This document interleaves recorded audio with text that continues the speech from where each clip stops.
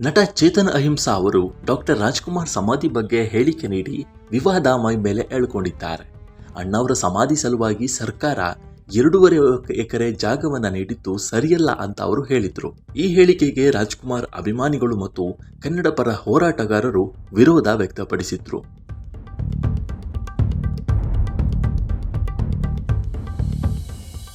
ಅಲ್ಲದೆ ಚೇತನ್ ಕ್ಷಮೆ ಕೇಳಬೇಕು ಅಂತ ಎಲ್ಲರೂ ಒತ್ತಾಯಿಸಿದ್ರು. ಆದರೆ ಕ್ಷಮೆ ಕೇಳಿಸಲು ಬಂದವರು ತಮ್ಮ ಮೇಲೆ ದಬ್ಬಾಳಿಕೆ ಮಾಡಿದ್ದಾರೆ ಅಂತ ಚೇತನ್ ಗರಂ ಆಗಿದ್ದಾರೆ. ಈ ಬಗ್ಗೆ ಸುದ್ದಿಗೋಷ್ಠಿ ನಡೆಸಿದ ಚೇತನ್, ನನ್ನ ಹೇಳಿಕೆಯಿಂದ ನೋವಾಗಿದ್ರೆ ಕ್ಷಮೆ ಕೇಳ್ತೇನೆ. ನಾನು ಯಾರ ಭಾವನೆಗೂ ಧಕ್ಕೆ ತಂದಿಲ್ಲ. ಒಂದು ವೇಳೆ ಧಕ್ಕೆ ತಂದಿದ್ರೆ ಕಾನೂನಿನ ಪ್ರಕಾರ ಕ್ರಮ ತೆಗೆದುಕೊಳ್ಳಿ. ಅದನ್ನು ಎದುರಿಸಲು ನಾನು ಸಿದ್ಧನಿದ್ದೇನೆ. ಯಾರೇ ಬಂದು ದಬ್ಬಾಳಿಕೆ ಮಾಡೋದು ಪ್ರಜಾಪ್ರಭುತ್ವ ಅಲ್ಲ. ನಾನು ವಿಷಾದ ವ್ಯಕ್ತಪಡಿಸಿದ್ದೇನೆ. ಹಾಗಂತ ನಾನು ಹೇಳಿದ ವಿಚಾರ ಸುಳ್ಳಲ್ಲ. ದಬ್ಬಾಳಿಕೆಯನ್ನು ನಾನು ಒಪ್ಪಲ್ಲ ಅಂತ ಚೇತನ್ ಅವರು ಹೇಳಿದ್ದಾರೆ.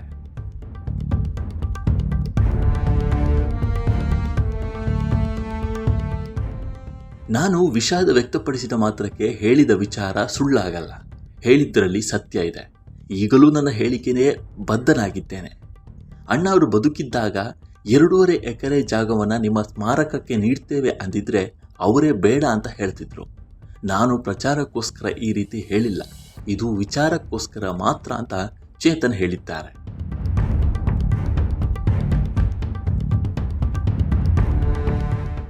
ನಮಗೆ ಅಣ್ಣವರ ಕುಟುಂಬಕ್ಕೆ ಬಗ್ಗೆ ಯಾವುದೇ ತಕರಾರು ಇಲ್ಲ.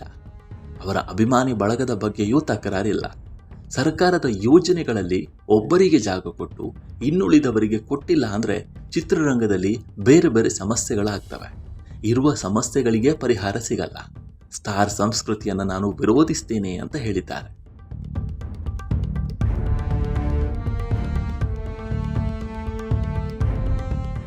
ಚೇತನ್ ಅಹಿಂಸಾ ಸೌಜನ್ಯದಿಂದ ಮಾತನಾಡಿದರೆ ಮಾತ್ರ ನಾನು ಬದ್ಧನಾಗಿರ್ತೇನೆ. ಆದರೆ ಗೂಂಡಾ ವರ್ತನೆ ಮಾಡಿದರೆ, ಮಹಿಳೆ ಬಗ್ಗೆ ನಿಂದನಾತ್ಮಕವಾಗಿ ಮಾತನಾಡಿದರೆ ಅದಕ್ಕೆ ಕಾನೂನಿನ ಕ್ರಮ ತೆಗೆದುಕೊಳ್ಬೇಕು. ಪೊಲೀಸರು ಇದನ್ನು ಗಂಭೀರವಾಗಿ ತೆಗೆದುಕೊಳ್ಬೇಕು. ನನಗೆ ಯಾರ ಮೇಲೂ ವೈಯಕ್ತಿಕ ಸೇಡು ಇಲ್ಲ. ಪ್ರಜಾಪ್ರಭುತ್ವ ಎತ್ತಿ ಹಿಡಿತೇನೆ ಅಂತ ಮತ್ತೊಮ್ಮೆ ಹೇಳಿದ್ದಾರೆ.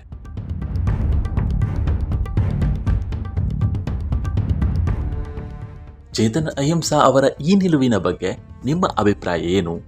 ಅಣ್ಣ ಅವರ ಸಮಾಧಿ ಜಾಗದ ಬಗ್ಗೆ ಕೊಂಕು ತೆಗೆದು ಇದೀಗ ಅದನ್ನೇ ಸ್ಪಷ್ಟನೆ ನೀಡಿ ಮತ್ತೆ ಅದನ್ನು ಸಮರ್ಥನೆ ಮಾಡಿಕೊಳ್ತಾ ಇರುವಂಥದ್ದು ಸರಿನಾ ಅನ್ನೋ ಬಗ್ಗೆ ನಿಮ್ಮ ಅಭಿಪ್ರಾಯವನ್ನು ತಪ್ಪದೇ ಕಾಮೆಂಟ್ ಮೂಲಕ ತಿಳಿಸಿ. ನಮ್ಮ ಈ ವಿಡಿಯೋ ನಿಮಗೆ ಇಷ್ಟವಾಗಿದ್ದರೆ ಲೈಕ್ ಮಾಡಿ, ಶೇರ್ ಮಾಡಿ ಮತ್ತು ನಮ್ಮ NCIB ಚಾನಲನ್ನು ಈ ಕೂಡಲೇ ಸಬ್ಸ್ಕ್ರೈಬ್ ಮಾಡಿ. ಮುಂದಿನ ವಿಡಿಯೋದಲ್ಲಿ ಸಿಗೋಣ. ನಮಸ್ಕಾರ.